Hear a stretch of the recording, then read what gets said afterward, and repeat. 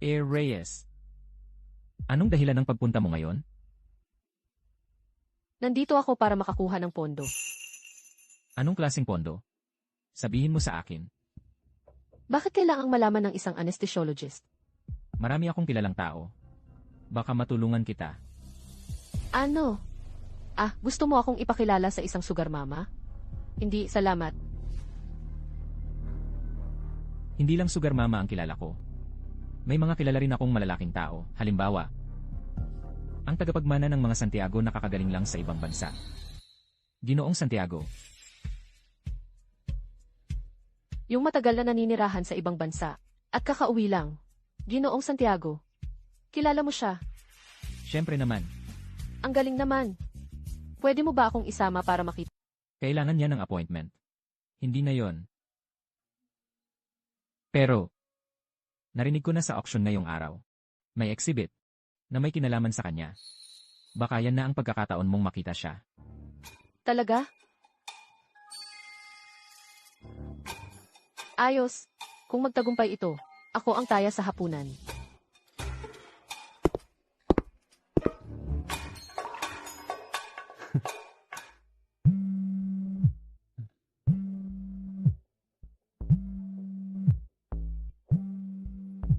Sinusuri ni Ethan de la Cruz ang surveillance. May pinadala na ako para asikasuhin yan. Nakuha ko na. Mukhang, hindi siya ganoon kawalang pakialam kay Sofia Reyes gaya ng inaakala. Ginoong de la Cruz, nawala ang surveillance. Wala kaming nahanap na bakas ni Ginang de la Cruz. Mahal. Bakit mo iniimbestigahan si Sofia Reyes?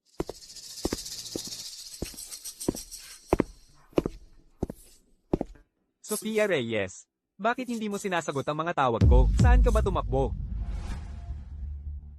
Abala ako sa pagbubuntis ng magiging tagapagmana mo. Masyadong abala para sa'yo. Sofia Reyes, binabalaan kita. Huwag mo akong galitin. Gagalitin ka. Ethan de la Cruz. Nagsiselos ka ba? Ang tanging babaeng minamahal ko ay si Chloe Garcia. Bakit ang dami mong pakialam? Wala ka na bang ibang magawa? Sofia Reyes. Huwag kang mag-akala. Kung hindi lang dahil sa takot na malaman ni Lolo, ang asawa ko rito na si Ethan, ay hindi sana hahanapin ka. Mabuti naman. Ang item na ito sa auction ay gawa sa mga hilaw na materyales na nakuha ni Ginoong Santiago sa isang misyon ng pagsagip sa ibang bansa. Ito ay hinubog mula sa mga iyon. Ang sino mang manalo sa item na ito ay bibigyan ng pribadong pagkikita kasama si Ginoong Santiago. Panimulang tawad, ₱5 milyong. 5 milyon lang ang panimulang tawad.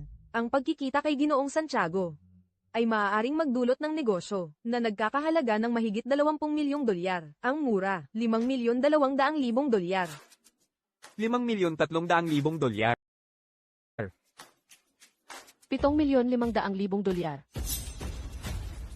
$8,500,000. $10,000,000. Hindi ba sila magkakapamilya? Bakit sila nagtatawaran laban sa isa't isa? Anong pamilya? Hindi mo ba nakita na si Ginoong de la Cruz ay may kasamang ibang babae, mayayamang pamilya, magulong drama? Sofia Reyes, hayaan mong linawin ko ito. Kahit na sinusuportahan ka ni Lolo, kung hindi ko ibibigay sa iyo ang pera, wala kang mabibili. Akala mo makakalaban mo ako? Hindi ka karapat-dapat.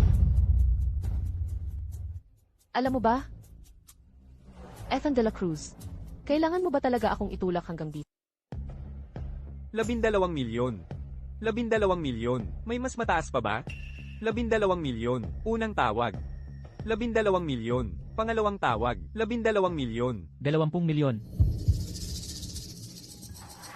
Pamilyar ang boses na iyon. $20 milyong. Unang tawag. $20 milyong. Pangalawang tawag.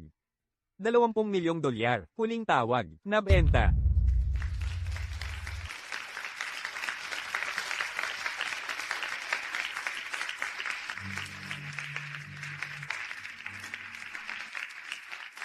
Sandali pakiusap.